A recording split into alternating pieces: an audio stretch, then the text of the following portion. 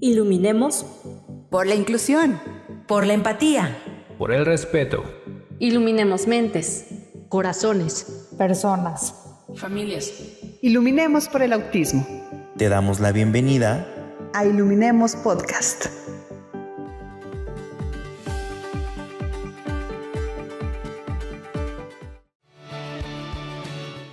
La cuarta temporada de Iluminemos Podcast es presentada por Wingstop.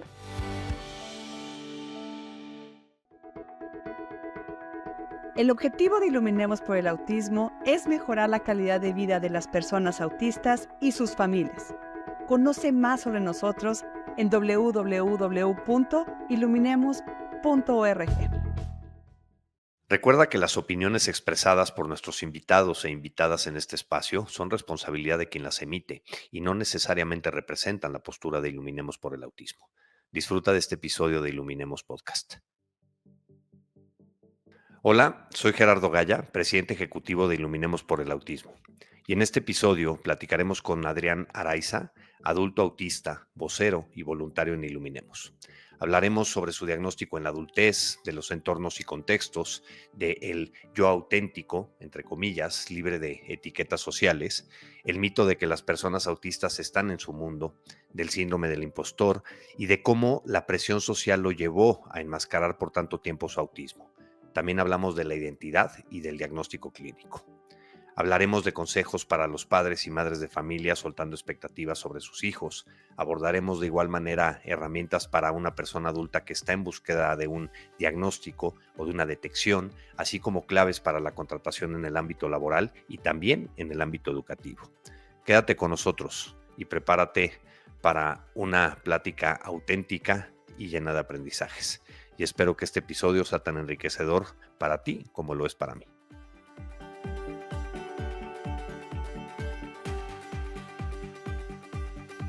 Adrián, bienvenido a Iluminemos Podcast. Muchísimas gracias. Para mí es un honor y un orgullo estar aquí con ustedes. Gracias por tu tiempo sobre todas las cosas. Y para empezar, ¿quién es Adrián? ¿Cómo te defines a ti mismo? Pues mira, esta pregunta creo que es de las preguntas más difíciles que el ser humano puede contestar. Y siento que el punto de partida de la mayoría de las personas que nos aventuramos a intentar contestarla, el punto de partida tiende a estar muy, muy malo, porque algo que incluso tú también has mencionado es cómo las personas gran parte de lo que somos es nuestro entorno. Y por lo general, cuando contestamos, cómo nos definimos con base en todos los parámetros sociales, culturales, tanto religiosos, políticos, etcétera, tendemos a hablar sobre el potencial de quiénes somos. El potencial de ser, no quiénes somos en realidad, porque el entorno es en realidad el otro 50% de quiénes somos nosotros en realidad. Entonces, para poder contestar esa pregunta, yo tengo dos respuestas y aquí yo creo que es el parteaguas para la conversación que podríamos tener con respecto a lo que incluso, cómo yo me defino dentro del espectro autista, pero mi respuesta, digamos, no quiero decir neurotípica o alista, pero como yo lo defino, es mi respuesta no auténtica, termina siendo soy Adrián Araiza Gandarilla, soy en este momento y en este espacio, soy un activista y adulto autista. Ahora, esa respuesta tiende a no tener las connotaciones de mi entorno, que para mí lo más importante es justo el momento que me encuentro. Y en este momento, al interactuar contigo, siento que se genera un nuevo ente, una persona distinta, que es Gerardo Adrián, por decirlo de alguna forma, porque mis respuestas van a estar filtradas por tus reacciones, por tu lenguaje corporal, por lo que tú también puedas decir, por la conversación que tuvimos, digamos, el día anterior o hace unos minutos. Entonces, cada interacción con cada ente prácticamente genera un nuevo ente. Y yo me estoy filtrando como persona, como este ente, a través de este ente. Entonces, siento que cuando contestamos esta pregunta, o sea, el hecho que yo dije activista y adulto autista, es el punto de partida de la identidad que voy a experimentar en esta interacción. Ok. Entonces, esa es mi respuesta alista, neurotípica. Pero si te diera mi respuesta auténtica, la respuesta que yo considero mi yo de verdad, terminaría diciendo, soy un alma en proceso de convertirse en, porque Ok. siempre estoy en cambio y para mí la única constante es el descubrimiento de la identidad y ese descubrimiento lleva a que ya que descubrí algo, voy a generar un nuevo suelo por el cual van a partir las siguientes experiencias, por lo tanto va a cambiar la siguiente identidad que tenga yo más tarde durante el día, porque ya habré comido algo distinto, ya mi humor va a cambiar, mis hormonas durante el día van a fluctuar y cambiar también la interacción que va a tener con las personas, o sea, si terminando esta conversación, en cuanto me levante de la silla, me pego en el dedo meñique, mi actitud va a cambiar y el Adrián que se va a presentar va a ser distinto, ¿no? Y Claro. es completamente válido porque mi entorno me está informando cuáles son los parámetros hasta donde yo puedo expresar esta identidad y esta búsqueda de identidad. ¿Crees que nos idealizamos a nosotros mismos? Definitivamente, pero esa idealización no es ni positiva ni negativa, sino nuevamente es el punto de partida.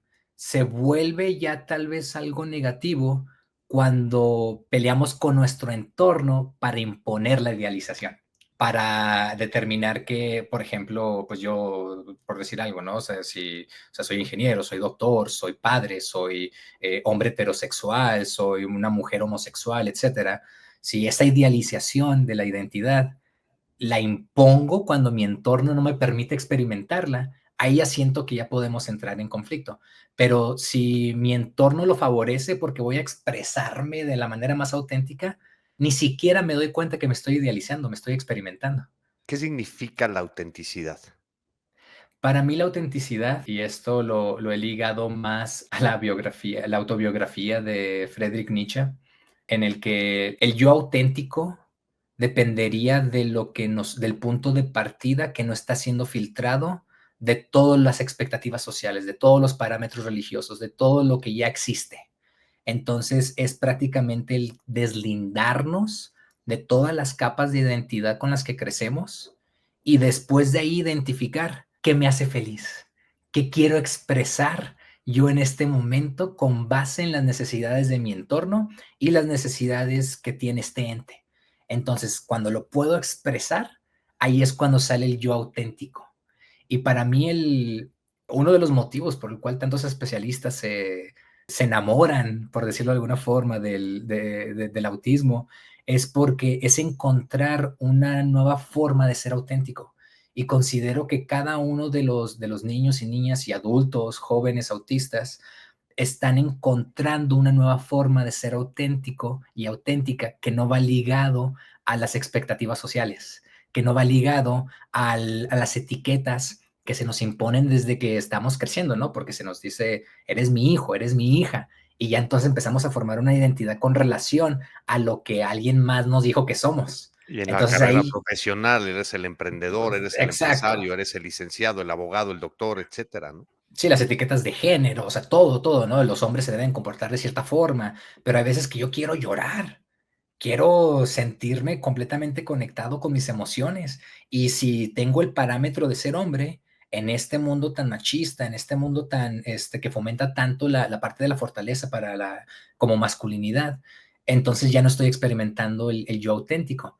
Pero si en ese momento, caray, se me antoja llorar a más no poder y no quiero que nadie me detenga y quiero expresarlo porque vi una cascada, porque vi una persona llorar, porque vi una mariposa, una flor, lo que sea, y yo conecto con esas emociones, ahí es donde sale el yo auténtico. Y como me gusta expresarlo, el yo auténtico va ligado a la toma de decisiones que mi entorno me está mostrando. Porque, o sea, nuevamente, no es el imponer la identidad que yo creo, esta idealización, sino es el entender este juego en conjunto con el entorno que me permite expresarme. Y el yo auténtico es justo el 50% que mi entorno me permitió expresar y el otro 50% es lo que yo ya soy innatamente, intuitivamente, emocionalmente e intelectualmente que yo pude expresar en ese momento. Entonces es como que esta conexión entre la intuición o los instintos las emociones y el intelecto, porque necesitamos discernir justo los límites de nuestro entorno. Pero nuestro entorno es digamos, esta cápsula o esta burbuja en la que yo me voy a poder expresar.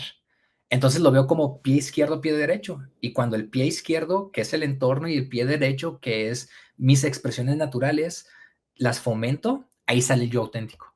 En cuanto digo y malinterpreto mi entorno, porque tal vez por las experiencias que yo tuve previas, digamos, de violencia, por la forma en que me criaron, cosas así, puedo tener falta de seguridad.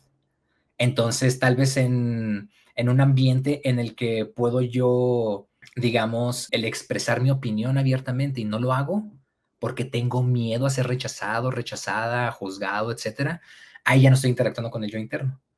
Pero entonces, cuando me quito la capa de las etiquetas, que a final de cuentas las etiquetas son inventadas, no existen, no son parte de mi entorno, pero interactúo con mi entorno, no hay forma alguna que el yo auténtico no se exprese, que es lo que veo muchísimo en los niños, en niñas autistas, que se les ha permitido autorregularse abiertamente, que se les ha permitido ser ellas y ellos mismos y se expresan auténticamente y son felices, sonríen. Y en cuanto no se les permite esa parte, es cuando tienden a pelear con su entorno, a caer en estas crisis, a caer en estas expresiones de defensa, de rechazo, y ya no están experimentando el yo auténtico porque su entorno no los está favoreciendo. Ok, y a ver, profundicemos un poquito con esto que estaba totalmente fuera del guión, pero me gusta mucho.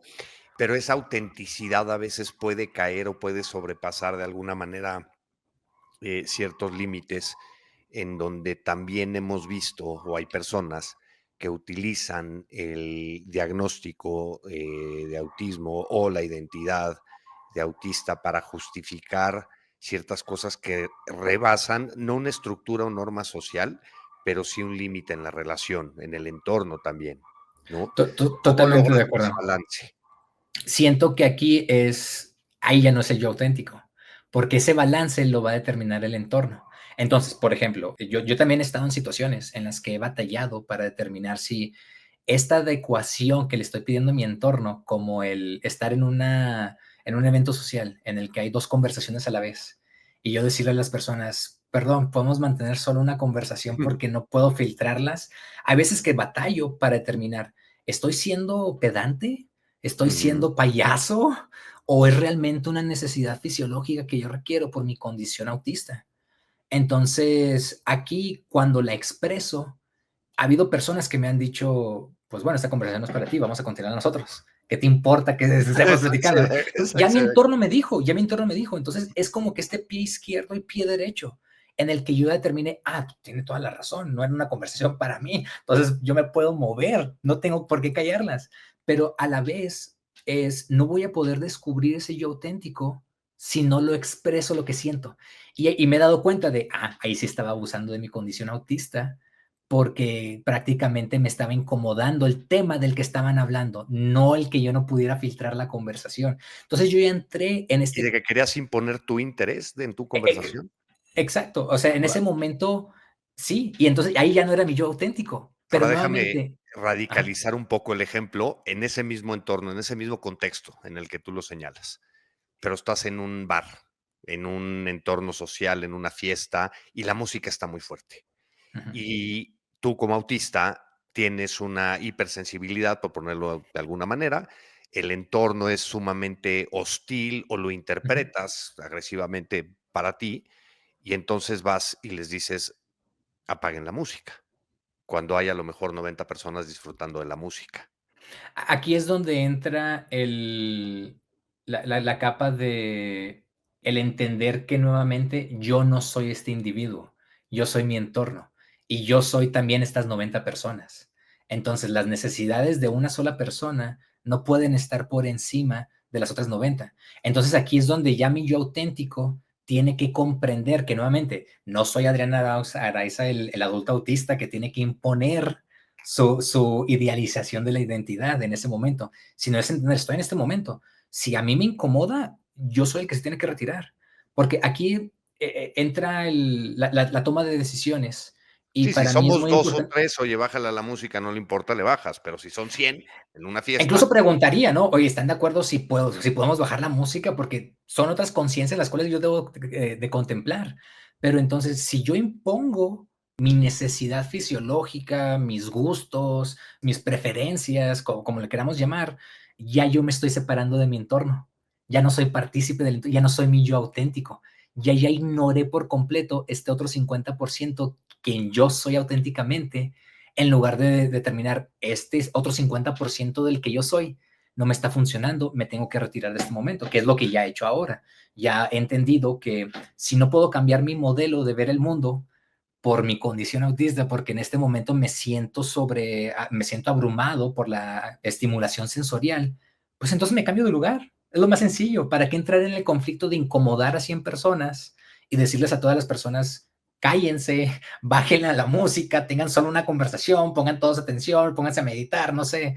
porque estoy Cuando yo es aquí y quiero imponer. exacto. Es Ahí donde yo creo que me gusta mucho esa definición que yo digo mucho, que inclusión es encontrarnos en medio, ¿no? O sea, tus justo. emociones con las mías, tu empatía, tu comprensión, lo que tú quieras, o sea, encontrarnos en medio, ¿no? Claro, si somos 2 o 3 es relativamente fácil, oigan, ¿les importa si bajamos la música? Si son Ujú. 100 y a mí es el que me molesta la música y no voy a poder modificar ni ajustar ese entorno, el me tengo que retirar. Sí. Ahora, también aprendí que es muy válido el conectar con esta, o sea, porque yo no tenía autoestima, yo no tenía seguridad propia y siempre el síndrome del impostor me llevaba a yo apagarme, achicarme, y cuando hacemos mucho eso, dejamos de conectar con nuestras necesidades fisiológicas. Entonces yo ni siquiera me daba cuenta que no había comido o que tenía ganas de ir al baño por toda la abrumación sensorial. Entonces aprendí que es completamente válido si estoy en una situación en la que no puedo cambiar mi entorno porque, digamos, por un ámbito laboral o por el ambiente social, porque me invitaron a esta fiesta y no quiero quedar mal con la persona que me invitó, pues mis audífonos, tengo maneras de autorregularme. Y aquí es donde yo lo que puedo hacer es darle a entender al entorno quién soy yo desde esta perspectiva que es el 50% como adulto autista, en el que me van a ver con mis audífonos. En ocasiones me van a ver hasta con los ojos cerrados y voy a estar tal vez bailando con mi propia música y me van a ver contento, pero yo me estoy autorregulando y ya después ya puedo tolerar un poco más la música. Pero ahora si yo entro con todos los mecanismos de enmascaramiento en el que me tengo que ver fuerte, no puedo demostrar que me siento incómodo por la abrumación sensorial, entonces yo también ya no estoy conectando con ese otro 50% que no es el entorno, que es mi parteaguas para la expresión auténtica del yo. Claro. Oye, me estoy saliendo por completo del guión y nos podríamos seguir ahí muchísimo. Quizá ahorita regresemos a eso, pero hay mucho que platicar o mucho que quiero preguntarte. Tú y yo hemos platicado, pues creo que bastante y muy interesante con pues con esto, con esta experiencia, estos conocimientos que tienes. Pero antes de tu diagnóstico, y ahorita entramos un poco más en el detalle de cuándo lo recibiste y demás, pero ¿qué sabías antes de tu diagnóstico acerca del autismo? Prácticamente los estereotipos que existían, o sea, en realidad no, yo me sentía fuera de esa palabra o de ese diagnóstico, y lo que entendía ¿Cómo cuál? era, ¿Cómo qué estereotipo? eh, Rain Man. era Rain Man y en mi caso, o sea, porque siempre me comparaban con Sheldon Cooper de Big Bang Theory. Entonces, yo ni siquiera había visto esa serie, pero todas las personas veían cómo reaccionaba, cómo me expresaba y me comparaban con esta persona, y ya después determinaban que principalmente Asperger, ¿no? No tanto autista, pero el síndrome de Asperger. Y Oye, el yo, personaje tiene unos desafíos sociales brutales, sí, sí, que si le damos mucha profundidad, pues a lo mejor, a ver, no soy especialista, ni psicólogo, ni psiquiatra, ni nada, y estoy hablando quizá por hablar, pero de un narcisismo, un sí. egoísmo Sí, radical, sí, ¿no? casi cruel, casi en la crueldad, Sí. ¿no? O sea, en ocasiones, que era lo que me decían a mí, que mis expresiones eran muy crueles, que yo no tenía empatía con las personas, pero bueno, no lo veía nada de eso como autismo. El autismo lo entendía también como la forma más literal, que es el hecho que las personas se van a su propio mundo, o sea, al automundo, y esa perspectiva que yo tenía, incluso que todavía se mantiene, siento que está errónea. Ahora que ya yo que tengo mi diagnóstico y que he podido entender el diagnóstico de una forma distinta, me doy cuenta que incluso el punto de partida del diagnóstico estaba erróneo, porque el decir que los niños se iban a su propio mundo era desde la perspectiva externa, porque la expectativa era que voltearan a ver a los ojos al adulto, que interactuaran, que socializaran y se comunicaran de una forma en que ya estaba establecida. Pero no es que fueran a su propio mundo, es que conectaban tanto con el exterior que ese yo auténtico no se podía expresar. Entonces se apagaban, no hablaban. Entonces parecía que estaban en su propio mundo porque las herramientas de los adultos a su alrededor, que eran las herramientas sociales establecidas, preconcebidas, no auténticas y aceptadas, no las veían en esta persona, por lo tanto está en su propio mundo, está encerrado. Y yo así es como veía el autismo. Ahora lo veo de otra forma. Ahora veo el autismo como esta conexión con el entorno o la desconexión con el entorno, pero siempre va ligado al entorno, porque incluso Que a veces es las... selectiva y a veces es un mecanismo de protección ya adquirido en la adolescencia, eh, Exacto. pero a veces es, estoy tratando de buscar la palabra, inevitable para ti, o sea, no es que sea intuitivo, pero es que es en piloto automático también, tampoco es Sí. que tú lo elijas a veces, ¿no? Sí, sí. En ocasiones, como dices, o sea, sí es una elección. En ocasiones yo elegía el no hablar. En ocasiones yo elegía el no, ni siquiera voltear a ver a los ojos a las personas. Y eso se veía como algo muy grosero, pero era una elección. En ocasiones no me daba cuenta. ¿Cómo desarrollas primero, esa capacidad de estar consciente de ello? Segundo, esa empatía que tienes, que te caracteriza, creo, ese poder ver a los ojos en una conversación. ¿Cómo le diste tú la vuelta a ese Adrián? Para mí, pues es un camino largo. Que no, digamos, no te puedo decir, porque leí este libro y me abrió el mundo, ¿no? O tomé este curso y ya. Para mí fue el camino que me llevó al contestar el cómo me identifico, que es un alma en proceso de convertirse en. Entonces, el llegar a ese punto tuvo que quitarme tantas capas de lo que yo era y el entender, a ver, ¿qué me hace a mí mismo? Y el comprender que primero soy un eslabón en esta cadena evolutiva Ujú. en el cual el ver a los ojos en la naturaleza, porque nosotros la forma, el hecho que evolucionáramos ojos para poder ver lo que está a nuestro alrededor y tomar decisiones en qué podemos manipular, qué es una oportunidad, qué es un riesgo, etcétera, le indica al otro ser justo en qué posición estoy, si estoy en una posición de búsqueda de oportunidad o evasión de riesgo. Entonces, el entender que en la mirada decimos tanto, ya no partía desde el aspecto social, ya para mí ya partía desde el aspecto biológico, desde esta necesidad de yo darle a entender a las personas, no soy una amenaza, te puedo ver a los ojos por esto, para darte a entender que mi atención está aquí. Porque también algo que aprendí es que en cada interacción, lo más importante es la atención enfocada. O sea, no puedo generar una conexión. La forma en que evolucionamos, o sea, literalmente los bebés, la vista, en la forma en que se empieza a desarrollar, lo que ellos se cansan a ver es la distancia del seno de la madre a los ojos de la madre.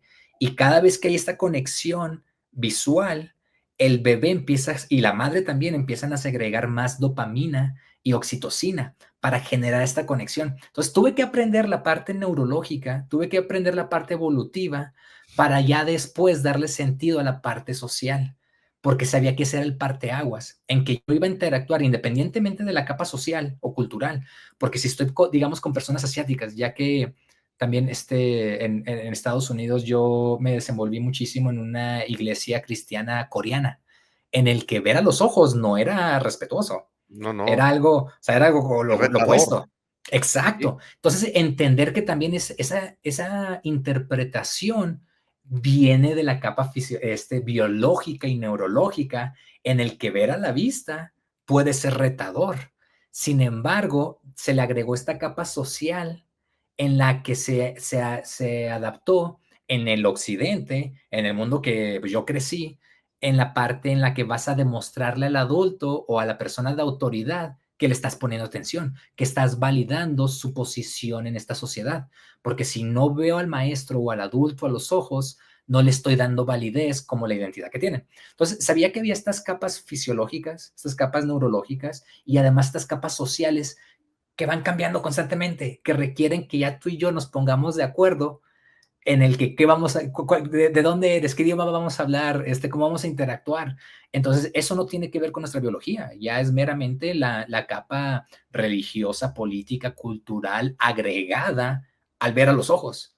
Entonces, cuando aprendí esta parte, que me tardé años, sabía que dependía del contexto en el que yo me encontrara, el si iba a interactuar con las personas volteando hacia abajo o si iba a interactuar con las personas viéndoles directamente a los ojos. Entonces, eso fue lo que me llevó a entender que, nuevamente, o sea, yo soy el 50% de lo que voy a experimentar y mi entorno es el otro 50%. Entonces, ya dependía de la persona que estuviera enfrente de mí. Y algo que hacía mucho es imitar a la persona de enfrente. Si la persona enfrente de mí no me ve a los ojos tanto, yo inconscientemente no lo empiezo a ver a los ojos tanto, empiezo a voltear alrededor conforme estamos hablando y de vez en cuando solo cruzar miradas para dar a entender te sigo poniendo atención. Ahora, hoy Porque todo ese mecanismo que has aprendido y que al final te ha dado las herramientas sociales, ¿no? ¿Hoy funciona en automático o tienes que estar consciente de lo que estás haciendo, lo cual me parecería retador y agotador? depende de mi entorno. Aquí es donde son muchas las capas. En ocasiones es completamente en automático. Por ejemplo, cuando estoy con personas que ya he interactuado previamente, que ya biológicamente pude ver y absorber los mecanismos que ellos tienen, la forma en que se mueve el cuerpo, la estatura de la persona incluso, en fin, o sea, cuando ya es, digamos, la tercera o la cuarta interacción con la persona, en automático, ya lo sé, ya es algo que he adquirido. Cuando es la primera vez, es súper abrumador. Ahí sí es cuando digo, ok, ¿cuál va a ser la capa social aceptada? Porque el socializar en ese aspecto, el que yo esté aquí ya presente contigo, no importa si te veo a los ojos o no, ya estoy socializando. Pero esta sociedad tiene la capa de socialización aceptada, en la cual si se requiere que yo interactúe contigo primero diciéndote buenos días, ¿cómo estás? Y hacemos este acto de actuación en el que nos saludamos y ya después nos sentimos cómodos y ya después entramos en materia. Pero cualquier interacción, desde el hecho de que yo te aviente una piedra primero o te toque así, ya estoy socializando, ya te estoy dando a entender mi punto de partida. Ya tu reacción ya me va a dar a entender si fue la mejor forma de socializar o no. ¿O no? Pero, exacto, sí. Pero definitivamente sí existe esta capa social aceptada. Y para yo aprender cuál es la capa social aceptada, es esa parte sí es muy abrumadora, porque es el entender el estatus socioeconómico de la persona, cómo se identifica esta persona, el cómo está, mira, como lo veo es, cuando interactúo con alguien por primera vez, tengo que estar haciendo este juego constante de saber, ¿estoy interactuando con ella, con él, en el tiempo o en el espacio? En el tiempo, dando a entender que esta persona se identifica como doctor, porque hace años tuvo este título, pero en este momento es mi conductor de Uber. Porque he conocido tantos conductores de Ubers que tienen doctorados y maestrías y se siguen identificando como eso. En cambio, si yo interactúo con esta persona desde güey, eres mi chofer, porque yo estoy pagando un servicio y no te voy a ni siquiera saludar porque yo tengo prisa, ya automáticamente la interacción va a estar distorsionada. Ya no va a ser la más gratificante. Condicionadísima. Exacto. Entonces, sí tengo que entender que ya conforme las reacciones de esta persona, estamos docentes interactuando en el tiempo, no en el espacio. Yo, contemplando todos mis otros problemas sociales que no están aquí en este momento, como el que tengo que llegar a la siguiente junta porque ya se me hizo tarde, porque me quedé anoche viendo la serie o redes sociales hasta muy tarde y no me levanté a tiempo, etcétera. Y esta persona, con su ente del tiempo, contemplando en el que yo tengo un título, yo me gradué, yo soy bla, bla, bla. Entonces hay dos personas que se ven en el yo en el tiempo y no en el espacio. Entonces, cuando ya nos vemos en el espacio, para mí es entender que estamos en esta interacción en la que estamos tú y yo solos. Somos las únicas personas en esta interacción. Y aquí tú te vuelves la persona más importante de mi vida. tú te vuelves o sea, si llegamos a chocar, tú eres mi mejor amigo, no le voy a marcar a mi mamá, no le voy a marcar a mis hermanos, o sea, Estamos tú y yo solos en esto, casi, casi. exacto. Entonces, cuando entendemos eso las personas, que aquí estamos tú y yo solos en esta interacción, estoy interactuando con la persona en el espacio, estoy interactuando con la persona en este lugar, y ahí la interacción cambia, tiene que ver más con lo que podemos observar, con lo que podemos interactuar. Ya las interacciones se vuelven, mira este coche que pasó, ¿qué le pasa? O, wow, qué hermoso día tenemos. La interacción ya es en el espacio. Pero si interactúo con la persona en el tiempo, tengo que respetar el cargo que tiene, tengo que respetar el título que tiene, tengo que todas estas capas sociales que no están aquí en este momento, que es la identidad no auténtica que invocaron en este espacio, pero que también es válido, o sea, también es la forma en que... Y eso me recuerda mucho a mí uno de los mejores consejos que me han dado, digo, de especialistas o que he escuchado para interacción, para intervención. Digo, a ver, yo no soy terapeuta, pero interactúo con mi hijo, ¿no? Punto. De que decía Michael Alessandri de la Universidad de Miami que conviértete en la cosa más interesante del cuarto para interactuar. Sí, sí, sí. O sea, y aquí el cómo convertirte en la cosa más interesante para mí es no desde esta posición de autoridad, sino es esta posición en la que somos pares y lo que tú quieras descubrir, yo lo puedo descubrir también. Sí, O sea, me nos vamos a ver. interesas, te intereso, tenemos ese interés en común y a partir de ahí interactuamos. Si, no sé, voy a radicalizar el ejemplo, pero si no te gusta para nada el golf y llego yo a quererte platicar de golf, nuestra interacción probablemente va a durar 15 segundos. Si te llego a preguntar del fútbol, que a lo mejor eres un apasionado del fútbol, nuestra interacción puede durar horas. Sí, sí, sí. Ahí es donde siento que entra el otro mecanismo en el que depende de, si no me interesa el golf y tú vienes a hablarme de golf, ya entraría la parte del qué tanto anteriormente hemos interactuado para haber generado esta conexión, porque también es válido, ya te entiendo, ¿no? Ya este vínculo Y ese ¿sabes qué? vínculo aplica para el padre, para el cuidador, para el tío, para el abuelo, para el profesional, para el terapeuta, Exacto. para el maestro, para todos, porque es vincularte con la persona para, no quiero decir incidir en él, porque quizá en una interacción social no buscamos incidir en el otro, en una intervención terapéutica quizá sí, pero otra vez te tienes que convertir en la cosa más interesante del cuarto y tratar de encontrar esos puntos de interés. Luego pasa mucho en el mundo en el que nos desarrollamos, digamos, en el día a día, que yo quiero llegar a tener una conversación de golf cuando el otro quiere tener una de fútbol y eso se ve en monólogos dispares que pues Sí. cada quien jala por su lado, entonces no nos estamos encontrando en medio otra vez, ¿no? Sí, ahora hay interacciones sociales en las que eso es completamente aceptado. O sea, simplemente, y lo veo constantemente en lugares laborales en el que hay tantas conversaciones y tal vez no se llega a profundizar tanto, ¿no? No vamos a hablar No, de manera tan técnica. coloquialmente, y en términos muy coloquiales lo que voy a decir, sé que probablemente lo debería de evitar contigo, pero digo, el dicho ese que dice que cada loco con su tema, ¿no? Ujú. Sí, sí. Este año celebramos una década de logros, de historias transformadas y de corazones unidos por un mismo propósito, la inclusión y mejora de la calidad de vida de las personas autistas y sus familias. A lo largo de estos años hemos impactado la vida de más de 260,000 personas. Hemos empoderado a una comunidad, concientizado a la sociedad y creado una red de padres, madres, cuidadores y cuidadoras que hoy caminan de la mano hacia un futuro más incluyente. Nos hemos aventurado a la creación de campañas para inspirar a los demás, a crear espacios seguros y accesibles, a llevar nuestro mensaje a foros internacionales. Pero todo esto ha sido posible gracias a ustedes. Estos 10 años ustedes han sido la parte más fundamental de nuestra historia. Gracias por creer en nosotros, gracias por caminar a nuestro lado. Sigamos iluminando por el autismo.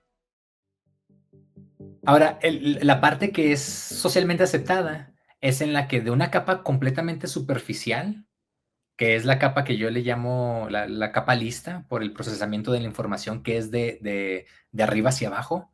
Ahí no vamos a hablar de golf ni de fútbol, vamos a hablar de deportes. Entonces, las personas alistas van a entender, están hablando de deportes, perfecto. En cambio, ahí va a ser una interacción socialmente aceptada en la que sí, hubo dos monólogos aislados, pero la conexión que dos personas alistas pudieron hacer fue el que hablamos de deportes que nos gusta cada quien. Ahora, si llega a interactuar una persona Sí, autista, y buscamos como que puntos en común alrededor de los deportes, no de la disciplina en particular. exacto, y la mayoría de las interacciones sociales, Pero ibas a decir, y en el mundo de los autistas, cuando nosotros interactuamos, vamos a querer profundizar más no poder, porque nosotros pensamos de abajo hacia arriba, ¿no? En este pensamiento ascendiente, en el que vamos a querer entender cómo se siente tomar el palo de golf en el momento, cómo mueves la cadera, cómo son los movimientos de hombros, cuál es la temperatura para poder saber que, la forma, o sea, la el velocidad ángulo del del aire, bastón, todo eso, ¿no? Y entonces la persona eso lo que, describe muy bien Temple Grandin, ¿no? O sea, ese pensamiento visual. sí, sí. Ahora, justo cómo yo llegué a mi diagnóstico es por medio de ella, que vamos a abordarlo en un rato. No, de una vez, Pero porque era mi va, siguiente mira, pregunta, ¿cómo creo llegas a que, este diagnóstico? creo que el escuchar a personas autistas hablar en primera persona fue lo que me hizo, wow, tienen toda la razón, porque yo había pasado por un periodo de 15 años completamente deprimido, con una ideación suicida que era prácticamente lo que me mantenía en mi día a día, porque era lo único que yo podía controlar, ya que no podía controlar ni cómo yo me sentía internamente, ¿Qué ni mi edad tenías? entorno. Esos 15 años, Eh, ¿de qué edad a qué edad son?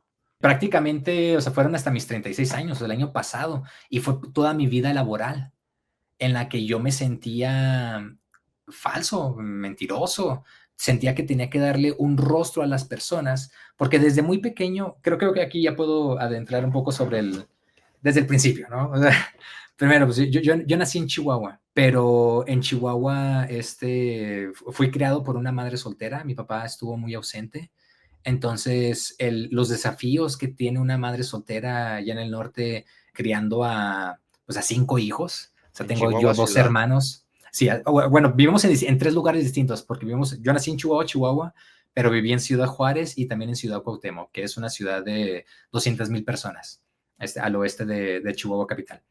Pero los desafíos que tuvo esta mujer criando a 5 hijos sola nos llevó a que tuviéramos mucha inestabilidad en la casa. Nos cambiábamos constantemente de hogar cuando ya mi mamá no le daba para pagar la renta, nos mudábamos de ciudad, entonces no tuve mucha estabilidad en ese aspecto. Y mi papá estuvo muy ausente, pero había periodos en los que regresaba, estaba, digamos, 6 meses con nosotros, había mucha abundancia, y después se iba por X cosa de la vida y caíamos otra vez en esta inestabilidad. Entonces, la última vez que él regresó con nosotros es cuando yo tenía 13 años y a él lo matan. Entonces, por la violencia del narco, él era sargento del destacamento de la Policía Federal de Caminos en el destacamento de Nuevo Casas Grandes, en Chihuahua, un poblado lejano a donde nosotros vivíamos. Entonces, después de que lo matan a él y mi hermano estuvo secuestrado, nosotros decidimos irnos a Estados Unidos. O sea, dejamos las cosas, nos fuimos y yo llego a Estados Unidos a los 14 años y allá también experimenté mucha inestabilidad porque mi hermano mayor ya tenía tiempo viviendo allá, pero él todavía no tenía solidificado bien ni su economía ni su estatus legal. Entonces, también nos estuvimos cambiando. El primer año que yo llegué a Estados Unidos fui a 3 escuelas distintas y viví en 4 casas diferentes. Oye, Entonces, y con la necesidad de estructura que requiere un sí, sí, autista, sí. eso debe de haber sido bastante desafiante. Fue muy, muy, muy desafiante. Sin embargo, me doy cuenta ahora que tuve las herramientas para poder, no quiero decir sobrellevarlo de la mejor manera, pero para poder enmascarar, porque esos desafíos se me justificaban no tanto por mi condición autista, sino por todas las otras capas sociales del el no tener dinero, el que acaban de matar a su papá, el ser migrante ilegal en Estados Unidos, el estar en un entorno en el que muchas veces yo era el único mexicano. ¿Y crees que haber Entonces, tenido el diagnóstico hubiera sido justificación de muchas cosas? ¿O te hubiera dado, conociéndote, sé que te hubiera dado otro entendimiento del momento? O sea, sí, pero digo, a lo mejor es un supuesto muy radical, pero ¿cómo se hubiera visto eso si tú ya hubieras sabido que eras ujú. autista? Siento que ahí principalmente le hubiera dado las herramientas a mi entorno, a los adultos a mi alrededor, a comprender ese niño que no se podía expresar bien, a comprender ese niño que no quería socializar, que no quería hablar, que no podía conectar bien con su cuerpo, entonces era extremadamente emotivo y en ocasiones no podía controlar bien sus esfínteres. Entonces creo que le hubiera dado principalmente las herramientas a los adultos en mi entorno a comprenderme y a mí en la forma en que me hubiera ayudado es a generar seguridad y confianza en mí mismo. Porque lo que yo Autoestima, hacía, si estás sí, yo no, si estás en fricción con el entorno todo el santo día, pues obviamente eso tiene un efecto brutal, yo creo, en la autoestima, ¿no? sí, o sea, yo crecí, la verdad, sin autoestima, pero lo que me ayudaba a enmascarar es que imitaba a las personas a mi alrededor. Yo tan solo actuaba como, en este caso, en mi caso, como los adultos a mi alrededor, porque sabía que eran las figuras de autoridad. Que forma Entonces, parte del masking. en este caso, tanto el enmascaramiento como el camuflaje.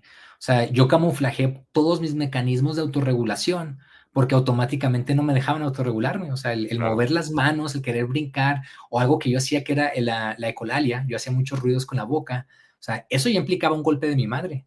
Entonces generaba mucho más estrés y de hecho la violencia que aplicó mi madre, esto es algo que ya he platicado con ella, era exacerbada conmigo, a diferencia de mis hermanos, porque yo Y en era un quien más en un retos le daba. contexto seguramente, digo, no conozco a tus hermanos, pero y fue asumí de una manera brutal ese seguramente, perdón, pero en un contexto de una crianza militar, por lo que Ujú, entiendo, ujú. que conociendo poco, mi bisabuelo fue general, también digamos que mi abuelo paterno tuvo de nana literalmente un sargento.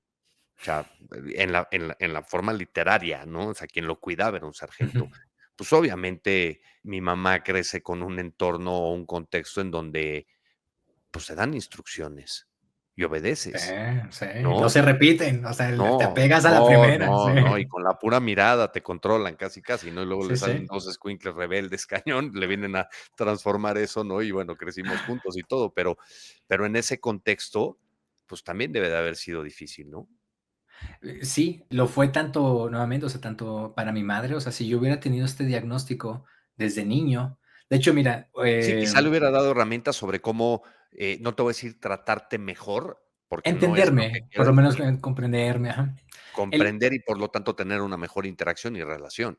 Sí, el año pasado tuve esta experiencia que me ayudó muchísimo a entender, a verme a mí mismo si yo hubiera tenido el diagnóstico desde niño. Conocí a 2 hermanos en un festival de música, a un hermano autista, el mayor, y el menor, que no es autista, pero la mamá de ellos es pedagoga. Entonces, la mamá, al tener tanta interacción con los niños, supo desde un principio que su hijo era diferente a los demás. Entonces lo llevó por el camino de, pues vamos a revisar qué puede ser, y él llegó desde una temprana edad al diagnóstico autista.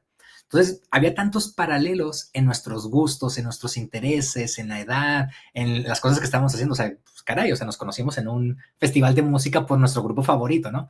Entonces, platicando con su hermano menor, su hermano estaban tratando de conectar estos 2 hermanos en este festival, porque ellos casi no tenían comunicación. El hermano menor decía: "Pero, ¿por qué no me habla seguido?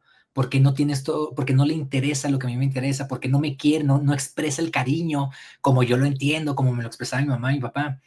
Y yo le pude dar la perspectiva distinta en el que, espérame, sí lo hace. Y el hecho que esté en este momento aquí, lo está haciendo. No lo hace seguido porque abruma el estar en el celular y cambiar de tarea, tener una máquina que nos roba el tiempo constantemente en las manos, es muy abrumador para las personas autistas. Entonces su hermano el hermano mayor autista optaba por no contestar los mensajes inmediatamente y le pasaban semanas porque ya vivían en ciudades distintas en las que no tenían comunicación y el hermano menor completamente desesperado. Entonces, pero yo le dije, mira, tu hermano, o sea, está actuando de la forma más normal y créeme que te ama. Sin embargo, te puedo explicar lo que significa el haber crecido y no tener estos apoyos que tu hermano tuvo. Y le pude yo explicar al hermano menor lo que es el crecer sin el diagnóstico, lo que es el enfrentarte a la vida y enmascarar por completo. Y entonces el hermano menor empezó a ver a su hermano mayor de una forma distinta, pudo comprender caray, tú estás en mejor posición, la verdad, tú estás en una excelente posición y sí, tienes tus propios desafíos y la forma en que tú expresas el cariño, o sea, entiendo que es la forma en que tú la entiendes y es lo correcto. Sin embargo, no es la forma en que yo quiero, pero puedo ver la alternativa. Y yo le pude explicar a este hermano menor todos mis problemas de adicciones, mi alcoholismo y mi abuso del consumo de marihuana y otras cosas que su hermano no tuvo, porque su hermano lo había logrado encaminarse, tenía un trabajo muy estable. Yo le dije, yo en este momento ni siquiera tengo trabajo.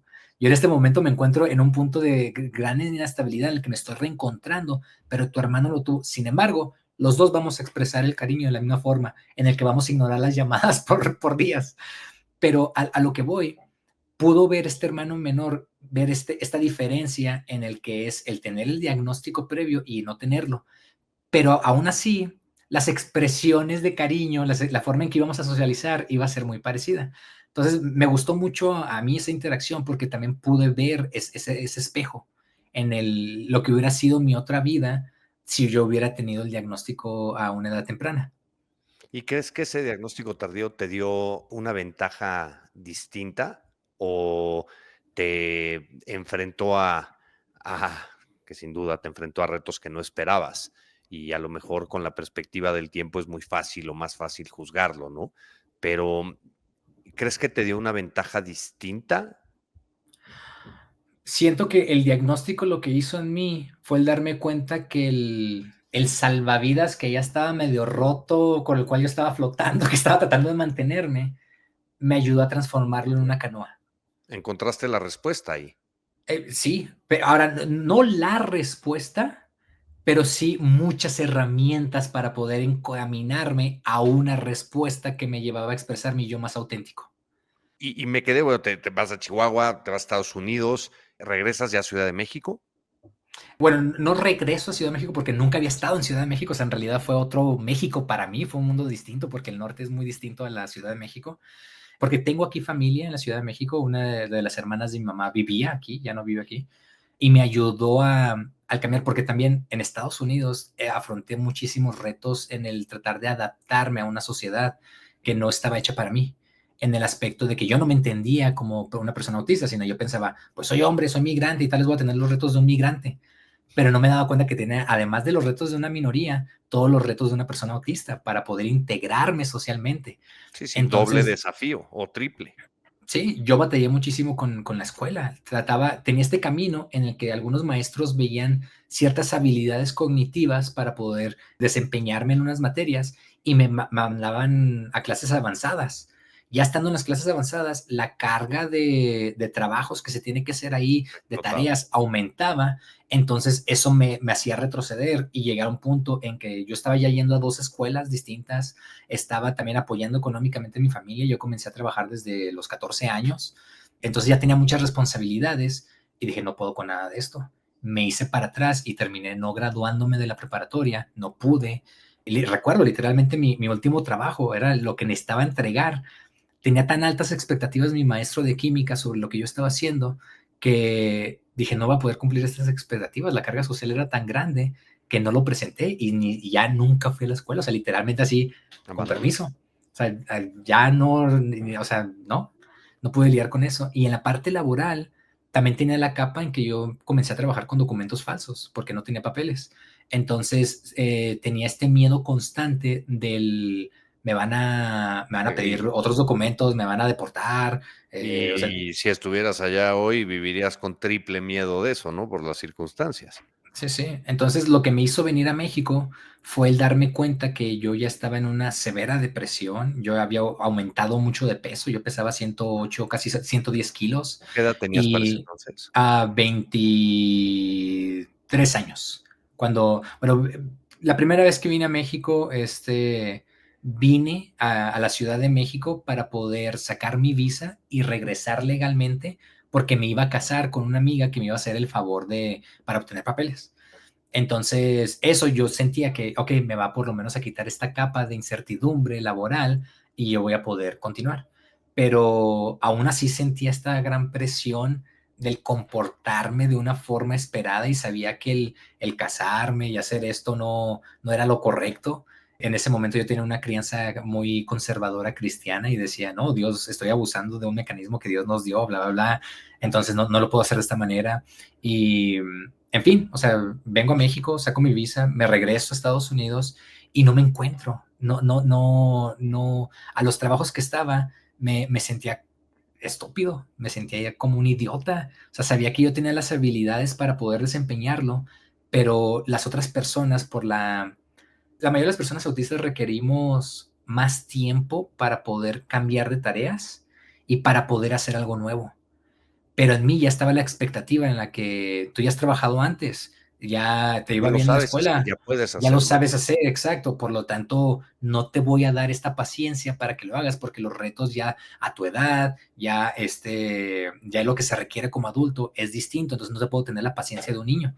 Entonces no tuve la oportunidad de poder desempeñarme laboralmente, me había deprimido mucho, había subido mucho de peso, entonces opté por venir a la Ciudad de México y experimentar una nueva vida. Llego aquí a la Ciudad de México y me encuentro con un ámbito completamente distinto, empiezo a andar más en bicicleta, utilizaba mucho la ecobici y empiezo a bajar de peso. Nuevamente, mi entorno cambió y me pude expresar de una manera distinta. No estaba trabajando en ese periodo, entonces tuve tiempo para poder conectarme más conmigo mismo. Después comienzo a dar clases de inglés y entonces empiezo a sentir esta satisfacción porque me siento productivo, me Te siento sientes útil para aportando. alguien. Exacto, me siento útil y veo la satisfacción de los alumnos que eran personas que estaban buscando mejorar en algo que yo ya tenía la habilidad para dárselas. Entonces, el cómo yo me sentía como persona encontró un lugar y una cabida en esta sociedad. Entonces dije, perfecto. Ahora, lo que no me había dado cuenta al no tener mi diagnóstico eran justo que estos mecanismos de enmascaramiento que yo había utilizado en el que no era auténtico.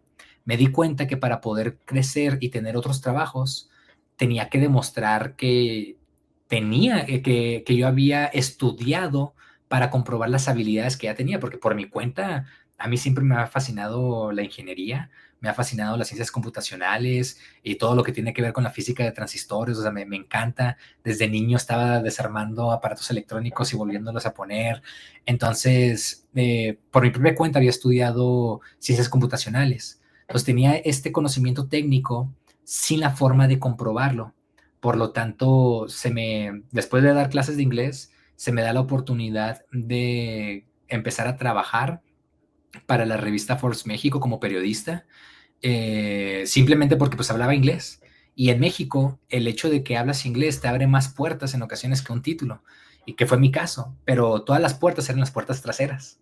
Entonces, eso me ayudó a mí a no tener que comprobar mis estudios, sino ya veían personas mis habilidades y me decían, oye, tú como maestro de inglés eres muy bueno en esto, necesitamos a alguien que vaya a hacer esta entrevista, te la avientas, y yo decía, sí, por supuesto, lo hago.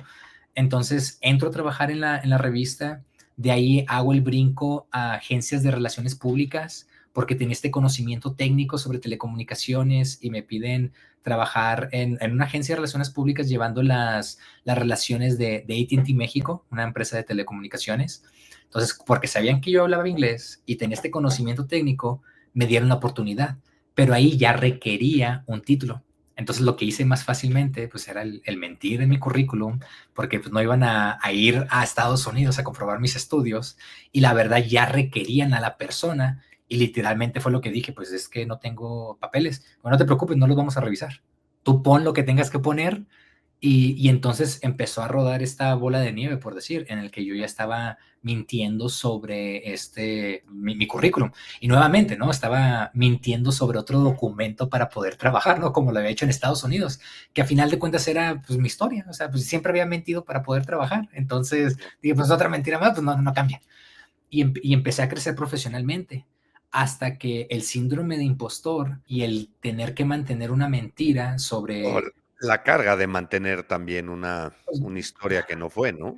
Dicen que para Exacto, o mentir sea, hay que tener muy buena memoria, porque si no, y mira, y lo peor de todo es que la mayoría de las personas autistas tenemos tan buena memoria que sí nos acordábamos, o sea, y yo había crecido con tantas personas que se habían graduado de la universidad que yo había dicho, o sea, yo les ayudaba haciendo sus tareas, entonces tenía todo este conocimiento para poder justificar esta mentira que prácticamente se había vuelto parte de quien yo era, pero internamente sabía que yo no era esa persona.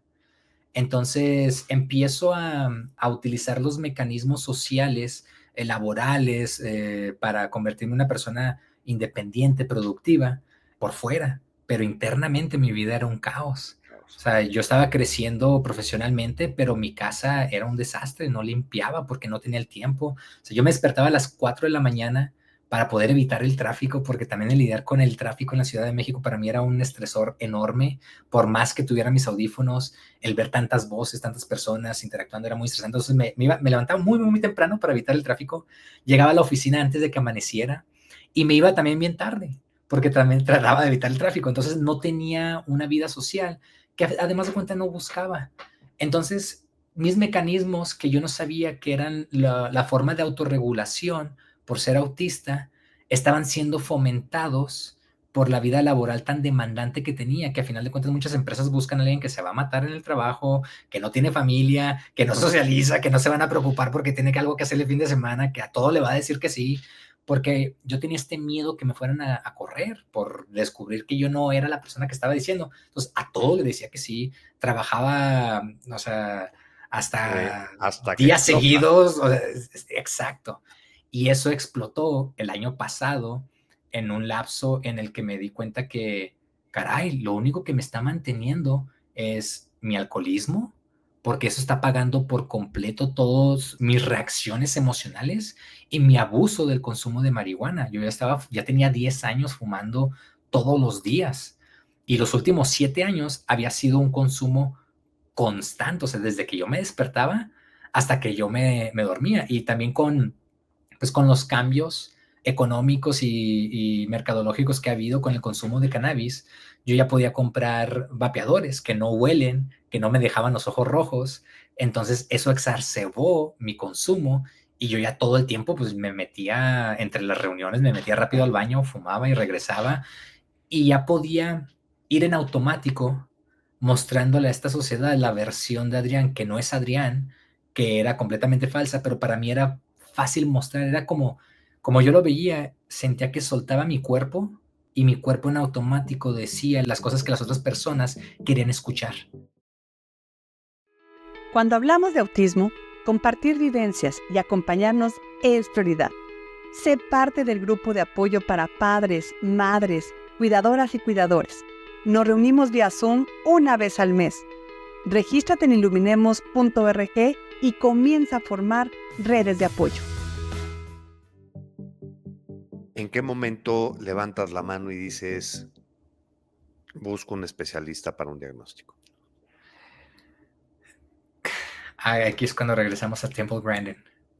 Después de pasar por distintos especialistas, distintos psicólogos y psiquiatras, o sea, yo en un lapso, en mi punto más bajo el año pasado, en enero y febrero del 2024, yo ya estaba viendo hasta a 5 especialistas, a 3 psicólogas y a 2 psiquiatras, para poder entenderme y también para poder justificarle a mi trabajo que estaba haciendo algo sobre mi salud mental.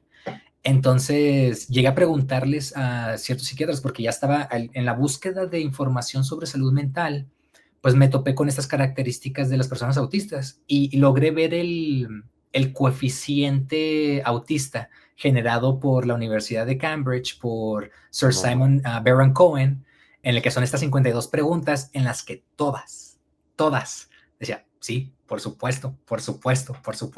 Entonces, yo con este conocimiento, primero llego con un psiquiatra, con una psiquiatra, y le digo, creo que soy autista. Y me dijo, oh, no, porque tienes novia. Que en ese momento yo no tenía novia. O sea, era otra de las mentiras que me había generado para no tener que socializar con las personas o para que no entendieran que como yo les decía todo lo que querían escuchar, le estaba tirando la onda, sino no, simplemente yo soy muy buena onda y tengo mi pareja, así que no se preocupen, no te estoy tirando la onda. Y perdón que te lo diga, pero no, perdón que te lo diga, en una interacción contigo, en algunos contextos, es muy difícil creer, pensar, decir, Adrián es autista. Sí. Ahora, si tú vieras lo que hay detrás, si en ese momento hubieras venido a mi departamento y hubieras visto si hubieran puesto una cámara aquí atrás. No las máscaras y no ese cúmulo de mentiras acumuladas desde Sí. tengo novia hasta estoy graduado, ¿no? Wow. Sí, sí. O sea, el que yo me acostaba y me pasaba todo el fin de semana acostado, ni me levantaba para bañarme ni para comer, sino simplemente estaba tan abrumado, solo pues, me ponía a fumar ya desde la cama y me mantenía acostado sin hacer nada, sin socializar. O sea, ahí es cuando también, en fin. Entonces yo me di cuenta que ya estaba en un punto muy, muy, muy bajo. También el hecho que estoy acercándome a estos especialistas y les pregunto sobre esto, sobre el autismo, y me dicen que no tan fácilmente. La primera vez, recuerdo cuando me dijo esta persona que no eres autista porque tienes pareja, lo que se me vino a la mente es, ¿qué significa para ti tener pareja? ¿Qué tanto te costó a ti el poder tener pareja? Que por lo tanto tú determinas Que que un por cómo autista me no puede ves, tener pareja. no solo eso, sino el hecho que y tú, porque veía a la persona que indirectamente me juzgaba por cómo me veo, por cómo venía vestido, por mi nivel socioeconómico, Y por lo que porque, dices. y por las mentiras que estaba diciendo, ¿no? O sea, entonces decía, no, para ti es más fácil conseguir novia, entonces tú no tienes estos retos porque el conseguir novia es muy difícil, porque yo veía que esta persona, o sea, batallaba, o sea, veía, en ese momento recuerdo que estaba observando todo lo que tenía atrás en su escritorio y el determinar, o sea, por supuesto que si crees en todas estas cosas, te ves físicamente así en esta sociedad, siendo una persona tan chaparrita, una persona con una tez oscura, porque todas las capas sociales en este país o en este mundo implican para la viabilidad de poder tener una pareja. Entonces, en mi mente, lo primero que se viene a la mente es para ti sí ha sido muy complejo el obtener pareja y los retos que has tenido no los ves en mí, por lo tanto, automáticamente descartaste esa parte. Fue lo que yo pensé en ese momento. Entonces, ya después que escucho una plática de Temple Grandin sobre la forma en que piensan las personas autistas y alistas, esta plática TED en la que ella habla sobre cómo ella piensa en imágenes. Y existen otros tipos de autistas que piensan en patrones y empieza a describir las personas que piensan en patrones. Dije, no puede ser, eso soy yo. Así es como yo siempre he filtrado el mundo. Para mí todo está conectado a algo más. Nunca es este punto aislado. Por eso yo batallaba tanto con la parte con la figura de autoridad, porque era algo aislado que no estaba ligado a algo que yo pudiera observar. Batallaba muchísimo con la palabra bueno o malo, con el concepto de respeto, con el concepto de moral, o sea, cosas tan aceptadas, justicia, que se me hace tan artificial, porque tenía que ligarlo a algo más, algo que ya existiera. Entonces, cuando ella empieza a explicar esta parte, dije, no puede ser. Después veo su película y digo, no puede ser. Después empiezo a ver las pláticas de más personas autistas y digo, wow, no puede ser. O sea, por supuesto que es. Entonces, después me acerqué con otra persona, con una psicóloga, y esta psicóloga no estaba preparada en el momento, no tenía la preparación para dar diagnósticos autistas, pero me dice, dame tiempo, Adrián, déjame reviso. O sea, hubo una persona que sí estuvo dispuesta a escucharme y a decir, revisemos esto juntos, porque lo que me estás dando a entender es que sí, lo que yo conozco es que sí también, pero déjame reviso. Entonces, ya después de, digamos, fueron como 3 sesiones, de total fueron como 8 horas de distintos estudios y cuestionarios en la que ella me dice, sí, no te puedo dar yo tu diagnóstico porque yo no estoy certificada para darlo, pero eres autista.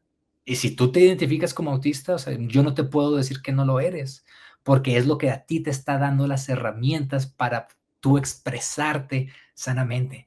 Y además, el después, bueno, pues recibo estas palabras que por fin alguien por primera vez estaba validando lo que yo sentía en mí, era mi yo auténtico. Dije, ok, quiero conocer más sobre este mundo y entonces es cuando encuentro a Iluminemos y me sumo como voluntario. Tengo la primera experiencia yendo a Mundo Imagina y ahí el interactuar con los padres y yo decirle a los padres sobre mis experiencias también me ayudó a validar el que uno, definitivamente yo estoy en el espectro y dos, estas experiencias que yo he tenido resuenan con las experiencias que los padres tienen con sus hijos. Y no solo resuenan, sino les ayuda a ellos a entender mejor a sus hijos. Y lo veía justo esa semana, ese fin de semana que estábamos en Mundo Imagina, el cómo lo que yo decía el viernes lo aplicaban el sábado y el domingo lo confirmaban. En que, Adriano, o sea, me ayudaste muchísimo al explicarme la parte de pensamiento ascendiente, ¿no? El que nosotros no vemos el bosque, sino vemos todas las hojas, todo, los animales, tanto vivos y muertos, etcétera. Entonces los padres se acercaban a mí para decirme, wow, me estás ayudando a entender lo que pasa en el mundo interno de mi hija, de mi hijo. Y dije, wow, qué padre tener esta validación. Mi entorno, por fin, me está reflejando este otro 50% que yo nunca había tenido para que este 50% que es mi yo auténtico se pueda expresar. Y ahí fue cuando encontré, wow, qué hermoso el por fin ser mi yo auténtico. Wow. Hasta ahorita estoy leyendo el libro de Simon Baron Cohen de The Pattern Seekers, los buscadores de patrón. Ok. Ajá. Y describe muy padre las 4 formas de pensamiento. Además, está muy interesante el libro. Y bueno, este cuate es una eminencia, ¿no? Por eso, qué bueno que lo trajiste. Oye, pero a ver, nos queda muy poco tiempo y muchísimo que preguntarte, ¿no? Pero voy a tratar de elegir así los temas más puntuales que pueda, de los que me gustaría platicar, y si no, bueno, tendremos que echarnos una segunda conversación. Pero hoy, ¿tú cómo defines el autismo? De manera breve. La expresión de un yo auténtico que esta sociedad aún no ha aceptado. ¿Y qué opinas y cuál será la diferencia que tú ves entre decir o verlo desde una parte de diagnóstico clínico como tal o de verlo como un tema de identidad? Siento que en este momento, o sea, contemplando los parámetros y hacia dónde está, digamos, el presupuesto de investigación, o sea, la parte clínica es muy importante porque, uno, en el caso de personas que requieren mayor apoyo, por ejemplo, que en mi caso yo llego a ser hasta un grado 2, grado 3 en mis peores días. Dependiendo del Entonces, entorno y del contexto. exacto, sí, sí, sí, y el desgaste, etcétera. Entonces, es importante la parte clínica porque tristemente en este momento es donde más investigación hay, donde más herramientas se pueden brindar. ¿Por qué Sin dices embargo, tristemente? porque estas herramientas deberían estar no solamente en la parte clínica, porque la parte clínica, o sea, debería estar dadas a las escuelas, debería estar dado en el ámbito laboral, debería estar Sobre dado todo en en las la escuelas, sociedad en en sí. la O sea, educación, porque de ahí la educación es la base de la sociedad, creo, ¿no? sí, sí, sí, pero como existe todo este historial de la parte clínica, o sea, ya de, pues, casi, no, más de 100 años. Quizá yo lo veo un poquito diferente, no es necesariamente en la parte clínica, sí en la connotación médica, Okey, okey, ¿no? viéndolo así, sí, sí, sí, sí. O sea, ahí es donde creo que digamos, la diferencia del tener un diagnóstico médico, de un especialista, o el identificarnos como autistas aisladamente, como lo llega a ser la comunidad LGBT, con respecto a su propia identidad de orientación sexual. Creo que en este momento es importante la parte médica. Sin embargo, es el empezar a encaminarnos hacia la parte social, en el que hay suficiente inclusión, suficientes herramientas de aceptación, en la que no se requiere un especialista, sino ya la sociedad se ha vuelto especialista en la condición humana para poder entender desde un principio los distintos mecanismos para poder filtrar el mundo. Pero Ya eso es no, un ya no, idealismo, o eso es utópico, ¿no? mira, justo he batallado con esta idea si es algo utópico o no, y llegué a la conclusión en que no lo es. Ha habido otras sociedades en las que no ha existido, mira, por ejemplo, el concepto de violación, el concepto de asesinato. Ha habido culturas que no han tenido estos problemas que nosotros tenemos y no lo veían como algo utópico, simplemente era el punto de partida de esa sociedad en el que todos somos comunidad, no somos individuos. Por lo tanto, lo que a ti te favorece, le favorece a todos. Entonces, ¿por qué yo como individuo voy a tomar de la parte colectiva? Entonces, hay culturas que lo han hecho muy bien, pero nosotros, nuestro punto de partida y por el cual se puede ver completamente utópico, es porque ese punto de partida está mal y es la parte del individualismo, de la parte esta narcisista, egocentrista, que se fomenta en todos lados, tanto la mercadotecnia, tanto, o sea, en todos lados. Y por eso parece ser utópico que los padres, o en mi caso como yo lo veo, dadores de vida, tengan las herramientas para poder entender los distintos puntos de procesamiento de la información. Pero si partimos desde el hecho que el ser humano somos almas en proceso de convertirnos en, y el 50% es nuestro entorno, vamos a entender cuáles son las expresiones naturales de esta persona que no quiere hablar hasta los 7 años, o que no se quiere expresar de la O que forma no aceptada, puede, o que no o que no puede. puede, porque Claro, su entorno... por eso o sea, quería llevarte también una pregunta de decir, okey, entiendo perfectamente todo eso, pero no podemos dejar de lado el diagnóstico clínico, no médico, no la parte médica, Ujú. porque una cosa es para mí enfocarnos nada más en lo médico y no en lo social. Creo que tenemos que avanzar a un modelo social, pero no podemos perder de vista el diagnóstico clínico, porque Ujú. creo que el tema identitario por sí solo minimiza mucho las necesidades de apoyo de niveles 2 o 3 de ti mismo en algunos contextos. Sí, sí, y es un tema todavía controvertido. O sea, es un tema que dentro de la comunidad autista, incluso existe el si se debería de separar, ¿no? O sea, porque este espectro es tan amplio. Para mí, entonces, hay dos opciones, o uno de dos, o ampliamos tanto el espectro que todas las personas estamos en él y partimos desde el hecho que no hay forma establecida de socializar o de comunicarnos que sea Es la par aceptada, sino todas las que formas, que es parte de la tesis de, o sea, de Baron Cohen, ¿no? Con este hasta cierto cuestionario. punto. Exacto, sí, sí, sí. O la otra, en la que es muy importante identificar tal vez solo como autistas a las personas que tienen estas necesidades de grado 2 o 3. Pero entonces, Pero, si vamos por ese camino, ¿qué haces o con sea, algunos?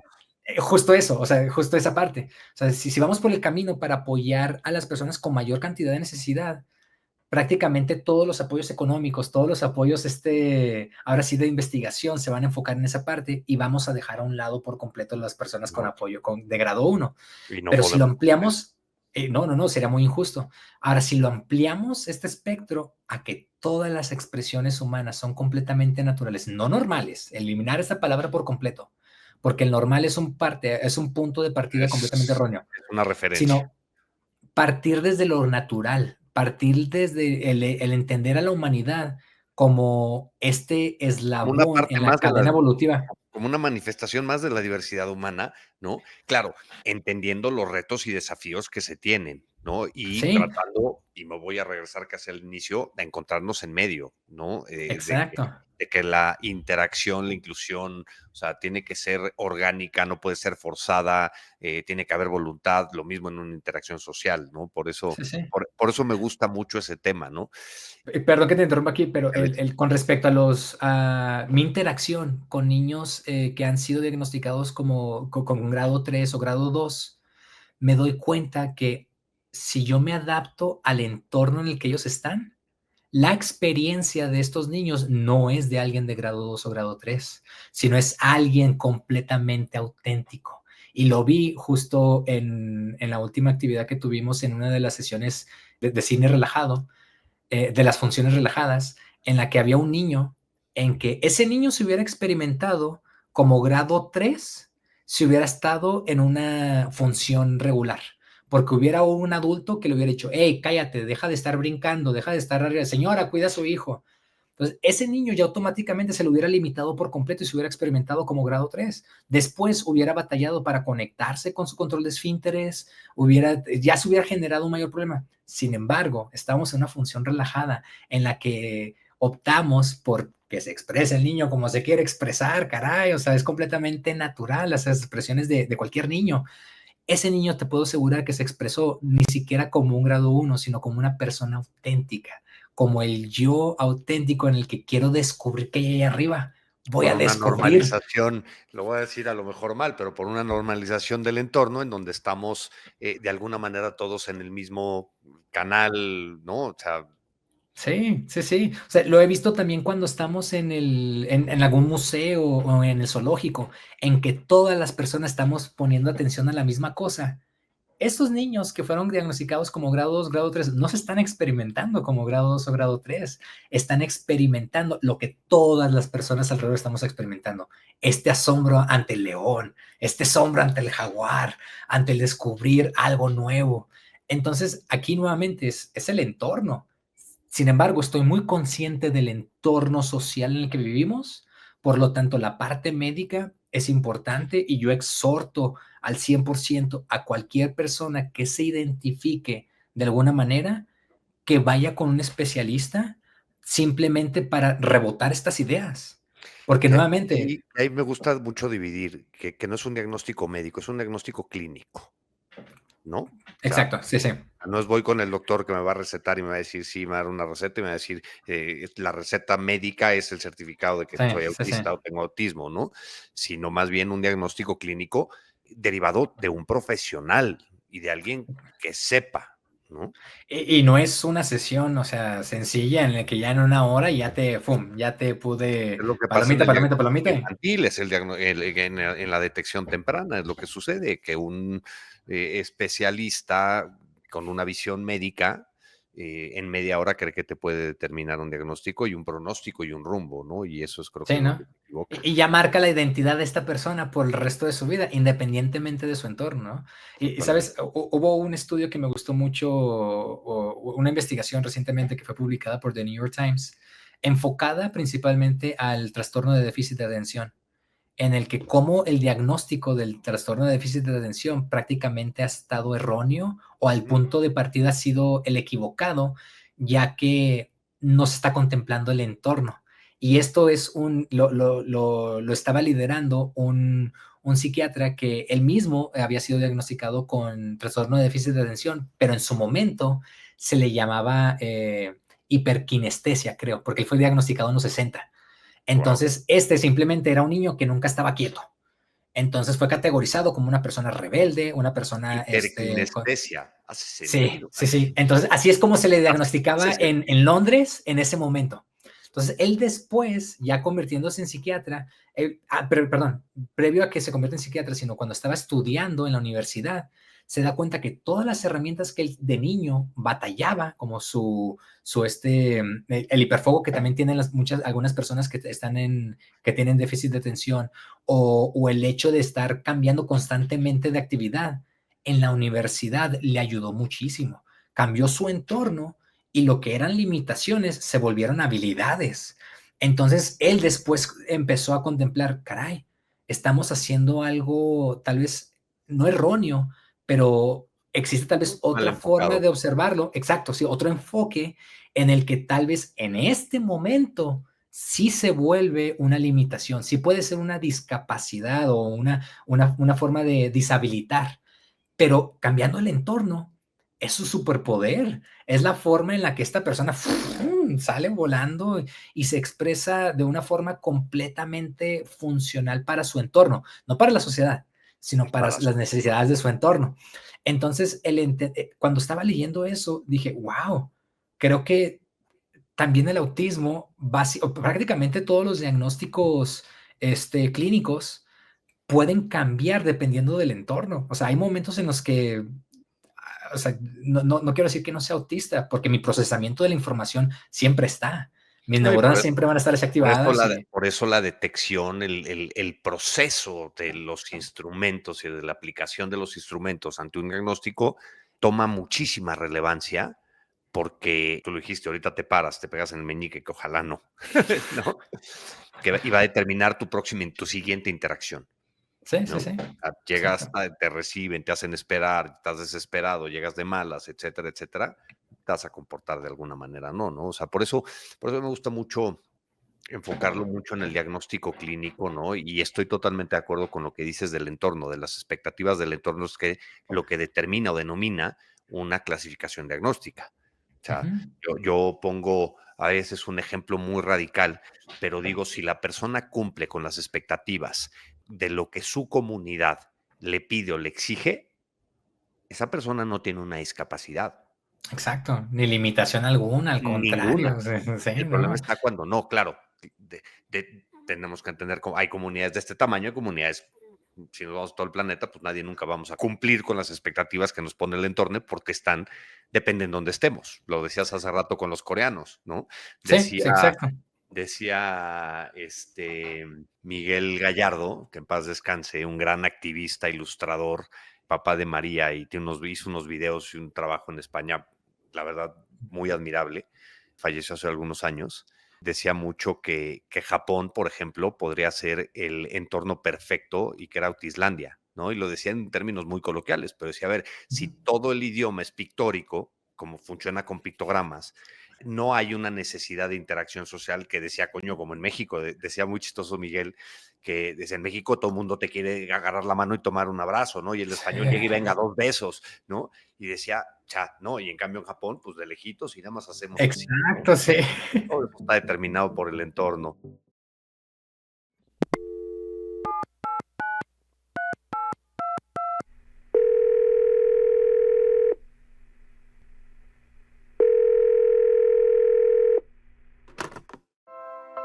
Para Iluminemos por el Autismo, el bienestar emocional es prioridad.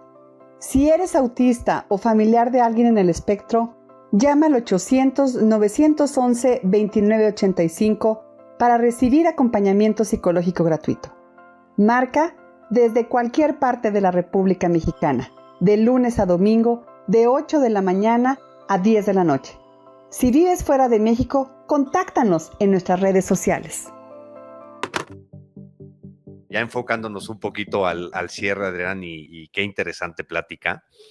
Tuve que seleccionar así 3 últimas preguntas para hacer, y fíjate cómo yo a veces tengo que hacer ciertas pausas para pensar lo que voy a decir, porque me puede ganar la coloquialidad, ¿no? O sea, y digo, me conoces y hemos interactuado bastante para saber eso, pero por eso trato de cuidar mucho el tema, porque luego te iba a decir, estoy cuidando las balas, me vas a decir, las pistolas, ¿no? Entonces, tuve que seleccionar 3 preguntas, ¿no?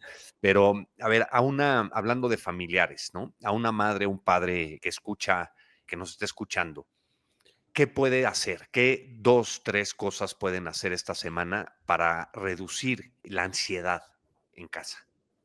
Sí, algo que le comento a los padres es, en el momento de dar esta guía o generar estos límites, hacerlo más como un par, no desde la parte de autoridad. O sea, los niños vamos a aprender, digo niños vamos a aprender, o sea, sino cualquier ser humano va a poder aprender más si vemos al lado a que si vemos enfrente. Porque si se nos empieza a hablar desde enfrente, lo que vamos a activar es justo estos mecanismos biológicos en el que voy a tratar de determinar si es amenaza u oportunidad. Entonces ya no va a haber este otro anhelo de curiosidad para poder aprender. Entonces este aprendizaje va a ser un poco más limitado si va así de frente. Si yo estoy viendo a mi padre o a mi madre, pero si en realidad estoy viendo a mi par y ambos estamos viendo a los mismos lados y yo puedo ver a dónde ve, o sea, eso me va a dar o le va a dar al niño o a la niña mayores herramientas para poder determinar cómo interactuar. Porque literalmente, si te tengo enfrente de mí, ya me detuve, ya no puedo mover Sí, el es cuerpo. abrumante. Ya, entonces, algo que les he dicho a los padres es no utilizar palabras para poder determinar qué es lo que esperan, tanto, independientemente si el niño es verbal o no, sino ir desde la parte de, hey, más gestos, más sonidos. Y entonces aquí empezamos a interactuar neurológicamente la parte de curiosidad, la parte de descubrimiento. Y todo eso es el principio de metodologías de intervención terapéutica como el RDI, de participación guiada, ¿no? ¿Sí? En donde no funcionamos nuestra relación a través de la instrucción, Es correcto. sino desde una posición pasiva, entre comillas, que no tiene nada que ver con pasiva, pero sí hasta cierto punto, de decir, Ajá, exacto. no voltea para allá. Es distinto, ¿no? Sí, entonces lo que le digo a los padres es no ejemplificar lo que quieren que hagan y no pedirle a los hijos que hagan algo que no pueden ellos ejemplificar, porque entonces el niño no va a poder observar. Y ya desde ahí va a tener que utilizar esta parte de la corteza frontal que es determinada por el lenguaje para poder darle sentido a todo lo que está pasando y eso es completamente abrumador. En cambio, si yo veo, voy a activar esta parte del reflejo espejo en el que se genera, hasta cierto punto me gusta describirlo así como esta envidia sana, en el que si tú lo hiciste, yo también lo quiero hacer. ¿Has leído el Voy a libro intentar. ¿Has leído el libro de RDI de Steve Gutstein? ¿No? No. Bueno, estás diciendo mucho del principio de todo su modelo. Vale la pena que le eches un ojo. O Ah, sea, perfecto. son de los libros que creo que te van a validar lo que ya sabes, ¿no? Pero Ok. Pero eso es lo que le digo a los padres, o sea, el enseñar como par no utilizar palabras. Y la otra es ganarse el amor de los hijos. No porque ya sean los dadores de vida, quiere decir que ya el hijo lo tiene que ya aceptar todo lo que se les diga, sino ganárselo, generar este juego, estas interacciones en las que el hijo ya sabe que cuando me pida, cuando me diga algo se me pida algo por este ente, por este dador de vida, lo voy a hacer porque jugamos juntos y me ama y me quiere, no por esa parte de autoridad. Entonces, jueguen con ellos, a más no poder. siempre he creído yo que la mejor terapia es el juego, la escuela y la familia, ¿no? ¿Sí? Pero no en defensa de los padres ni justificación, pero algo que es sumamente complejo, creo es que como padres perdemos ese sentido intuitivo ante la falta de reciprocidad social y nos No, cuesta sí. mucho trabajo y tenemos que volver hasta el principio. ¿Cómo puedo jugar con mi hijo? ¿Cómo puedo jugar con mi hija? ¿Cómo puedo interactuar con él? Ella, ¿no? Y eso es muy complejo y muy difícil por nuestra propia educación y las expectativas con las que crecimos nosotros mismos como padres. Sí, la carga social es tan abrumadora que Y yo de prácticamente, repente digo que el ser papá de un niño autista ha sido revelarme por completo que todo lo que yo pensaba y creía de la educación, al revés.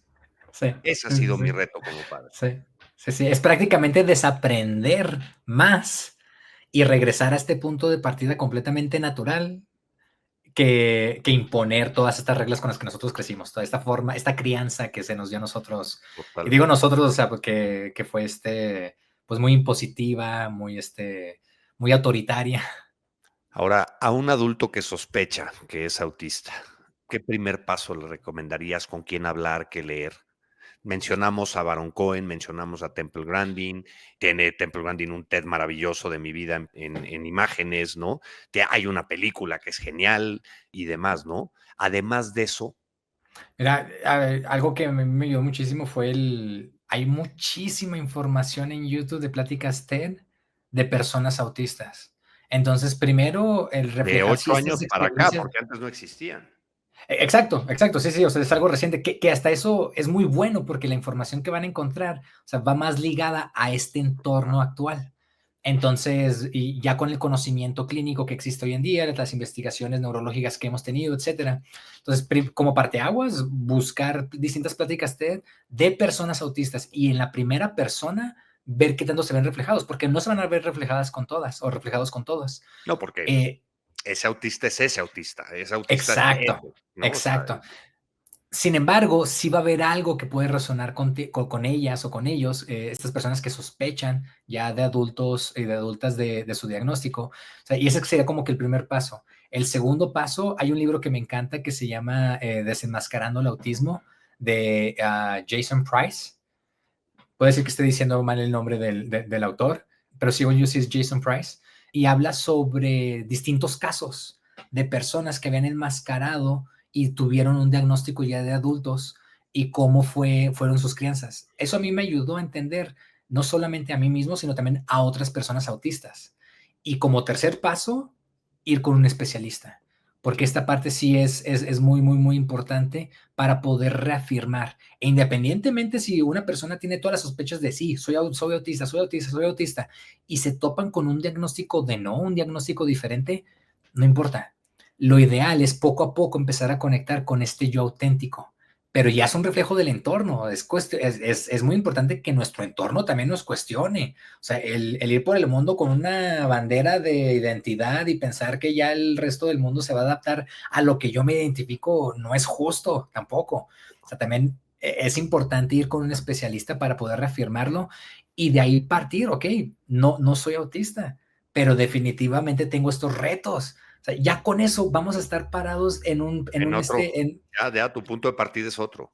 exacto, más auténtico. Entonces, principalmente, que a final de cuentas lo que queremos todas las personas con la búsqueda de identidad es encontrar este yo auténtico, para que de nada me sirve decir que soy autista y toparme con todo el resto del mundo que me determina que no lo soy, pero yo imponer que sí lo soy. Por lo tanto, le digo a las 100 personas, quiten la música. Totalmente. Oye, un checklist corto, así, de 3 buenas prácticas de contratación en las empresas que has identificado y con la perspectiva que hoy tienes. Una es el enfocada a proyectos. Cuando se contrata a la persona, entender cuáles son las habilidades que tiene esta persona y cuál es el proyecto en el cual se puede desempeñar, no en el cargo, no en el título, en el que ya eres gerente de tal cosa, ya eres tal persona, por lo tanto, ya vas a ejecutar así por el resto del tiempo que estés contratado, sino que sea enfocado a proyectos pero una vez que se contrate la persona, irla cambiando de proyectos conforme a sus habilidades, porque también las necesidades de las empresas van cambiando. No todo el tiempo están enfocadas en el mismo reto. Por lo tanto, algo que me encantaba mucho de cuando yo trabajaba en AT&T México es que la mayoría de las personas que están ahí no duran más de 2 años en el mismo puesto. Están constantemente cambiando y eso ayuda a primero identificar dónde tú funcionas mejor y después determinar qué te sirve más a ti. Y dices, ¿sabes qué? El área de recursos humanos, yo estudié, digamos, ciencias computacionales o soy ingeniero en telecomunicaciones, pero me desempeño muy bien en la parte de recursos humanos por cómo crecí o después darme cuenta de Por mi forma de comunicación. pensamiento o por mi interés que Exacto. evolucionó y cambió o por mi experiencia o mis habilidades socioemocionales, socioadaptativas, demás, Sí, sí, sí. totalmente. Entonces, iniciaría primero con la contratación con base en proyectos específicos y después no la rotación, sino la migración paralela u horizontal de estos empleados o de esos colaboradores en distintas áreas para empezar a determinar qué otras habilidades puedes desempeñar una vez que se cambie este entorno, porque tal vez se van a encontrar todavía más plenos en otro ambiente. Y como tercera, no tener esta expectativa en que las personas debemos de socializar o de funcionar de una forma socialmente aceptada, en la que es importante los Déjame mecanismos de... radicalizo tu ejemplo. Todos tienen que bailar en la fiesta de Navidad. Sí, sí, sí, sí, sí. O sea, y el hecho, mira, algo con lo que yo batallaba muchísimo es con los cumpleaños, porque no celebro los cumpleaños yo y cuando teníamos fiestas de cumpleaños, el no ser partícipe de esto prácticamente No me es veía una como... desventaja. Sí, sí, sí, total, total. Entonces, el entender que incluso desde la entrevista, eliminar este proceso de entrevistas de trabajo en el que existe o una empresa de outsourcing contratando o las personas de recursos humanos contratando, sino que sea directamente la persona que va a trabajar en el proyecto, identificar las necesidades con la persona que está contratando y no pasar por estas 3, 4 entrevistas previas en las que son personas de recursos humanos haciendo su checklist de a ver qué tan válido es, porque yo en mi trabajo no puedo mandar a alguien que no es suficientemente válido. Entonces, ahí en esta capa yo no he podido ser contratado, yo no Sí, he pero podido pasar valido habilidades sociales y totalmente. no habilidades profesionales, por ponerlo de alguna manera, ¿no? Exacto, sí, sí, sí. Entonces, yo quitaría las entrevistas de trabajo, enfoque en proyectos y el cambio de los colaboradores Ahora, constantes. nos vamos a llevar todavía un ratito más, pero ¿no crees o no consideras que el eliminar ese primer filtro en las grandes empresas es casi inviable? No solamente va a ser casi inviable, sino va a ser todavía más exacerbado con el uso de inteligencia artificial.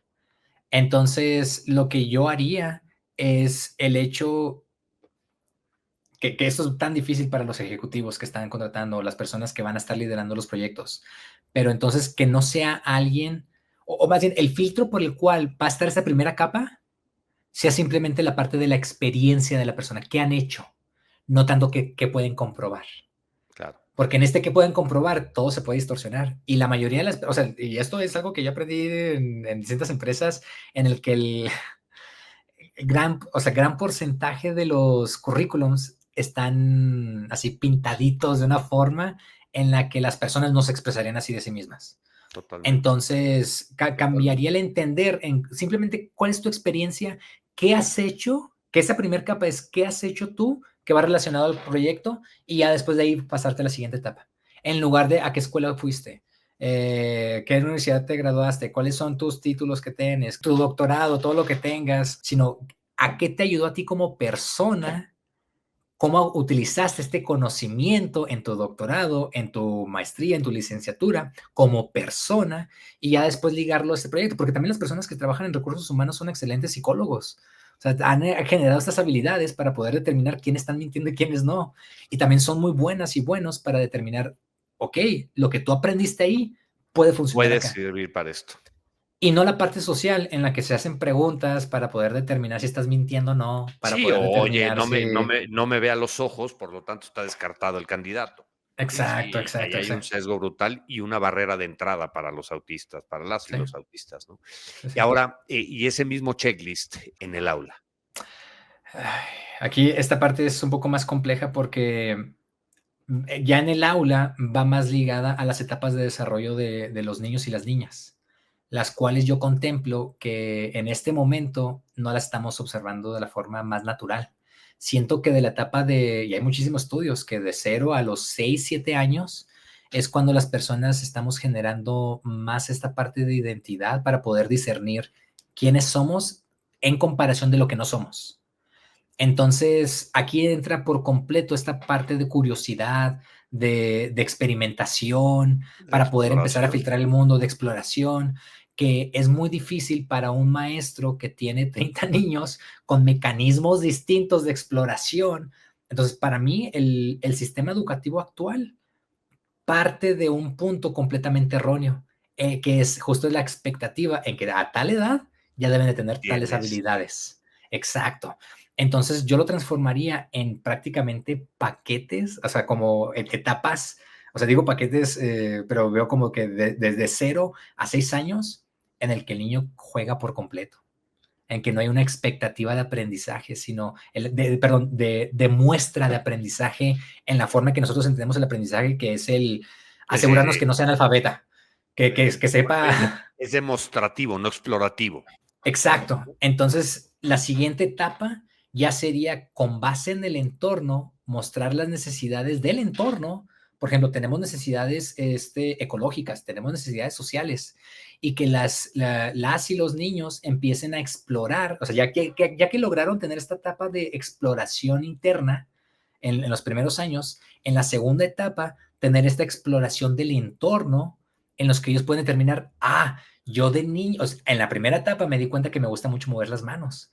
Por lo tanto, me gustaría explorar el cómo utilizar este movimiento de las manos para poder hacer o piezas de arte, para poder pintar o para poder generar, escribir, para poder generar historias, porque soy muy bueno con las herramientas que se me dan. Entonces, la segunda etapa sería más ligada a la exploración del entorno, pero ya que hubo esta identidad, digamos, más auténtica de las Son habilidades. muchas de las corrientes educativas pues, más desarrolladas, más nuevas, más... Alternativas, incluso se les llega a decir También, actualmente. también, Sí, también, sí, también, sí, también. sí.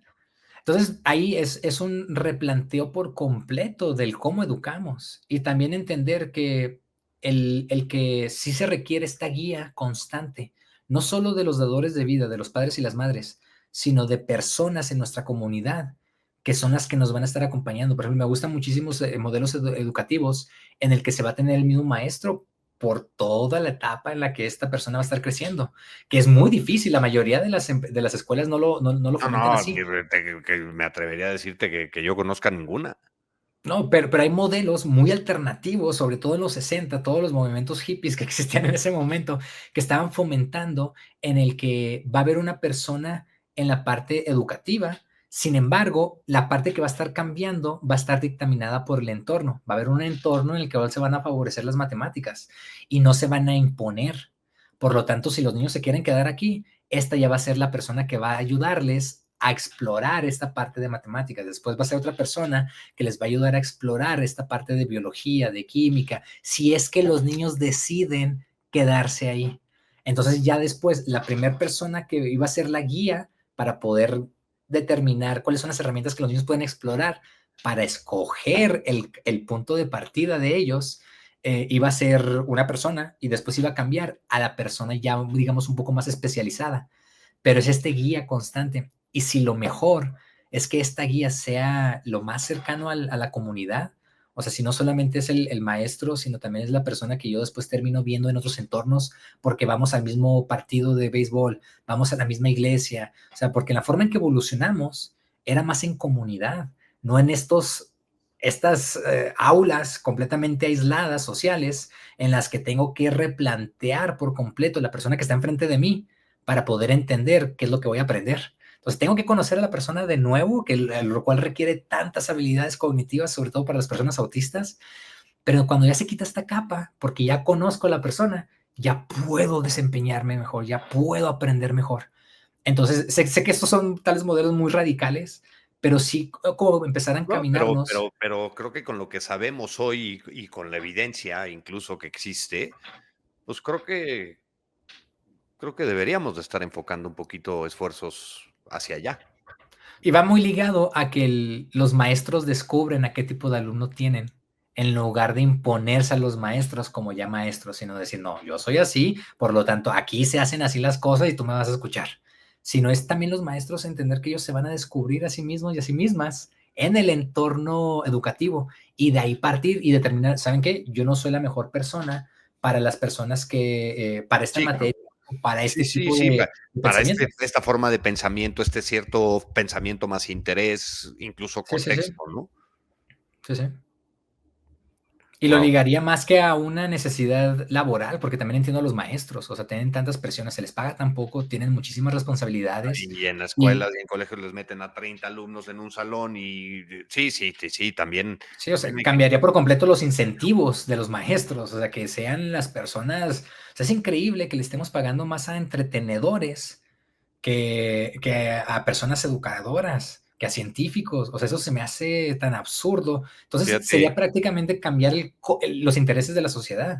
fíjate que yo, o sea, pensando en mi educación, ¿cuáles son los maestros que más te marcan o que más, quizá no es que te enseñen tanto acerca de 2 más 2, pero sí de la vida, ¿no? O de cómo funciona un poco mejor todo esto, son los que más te permitieron exploración, son los que más te Sí, permitieron explorar tu propia curiosidad, tu propio interés. O sea, sí, a mí me pasó, yo pasé exacto. alguna vez una materia, era ciencias sociales, creo que era, y mi trabajo final fue una investigación de los pilares de las 3 jugadas de Larry Bird de básquetbol, que no tenía nada que ver.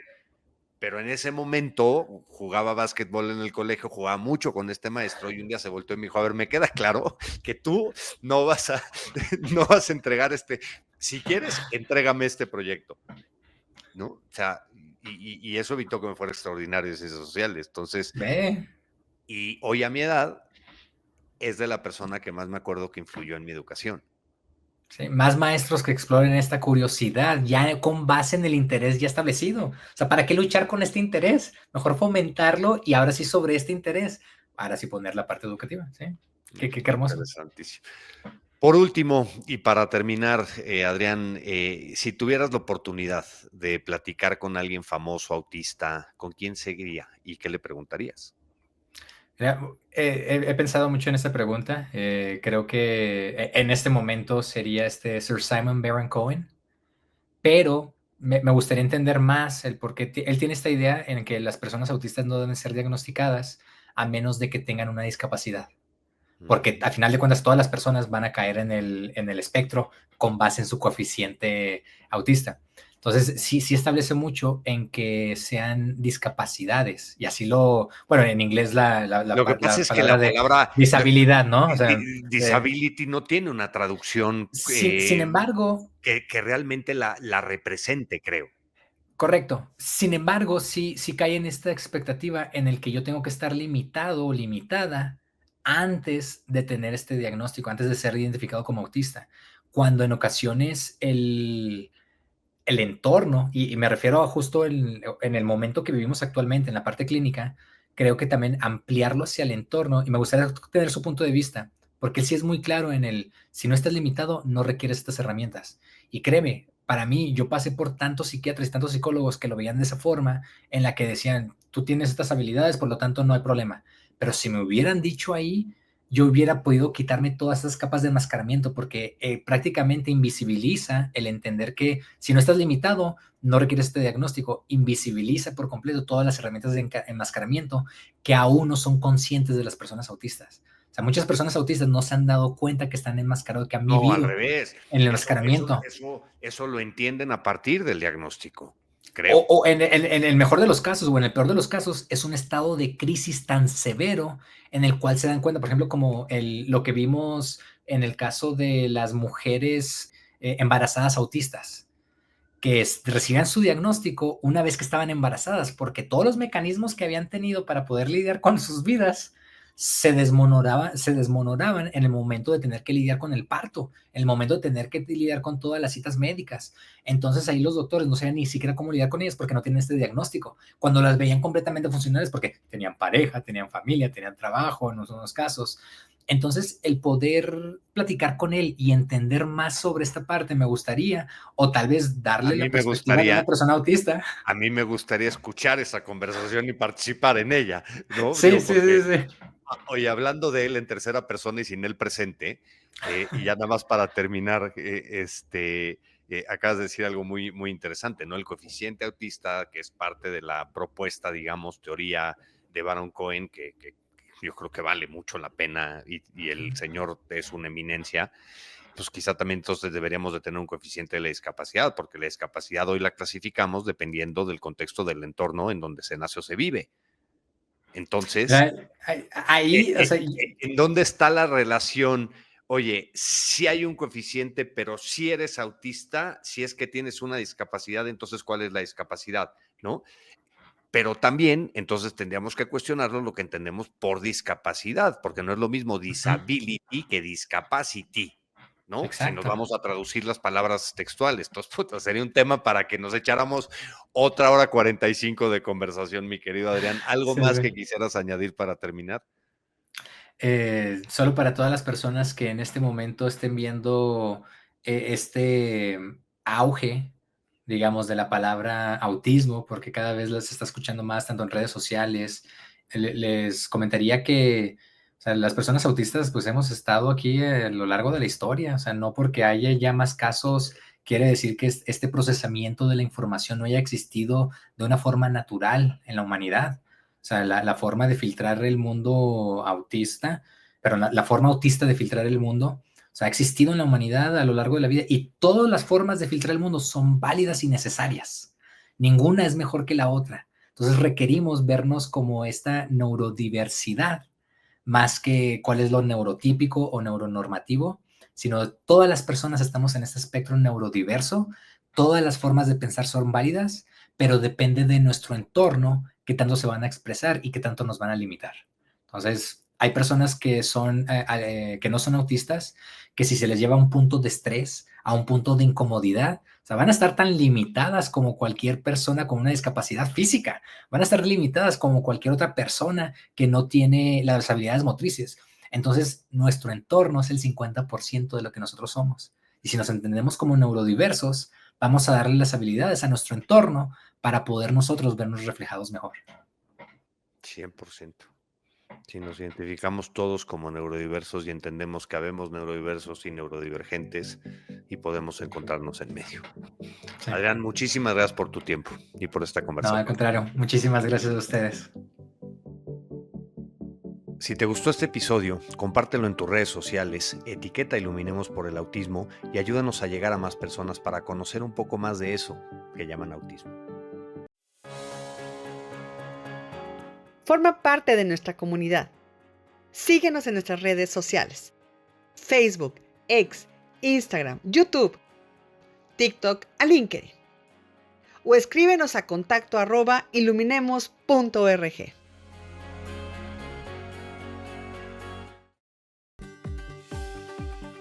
Iluminemos Podcast.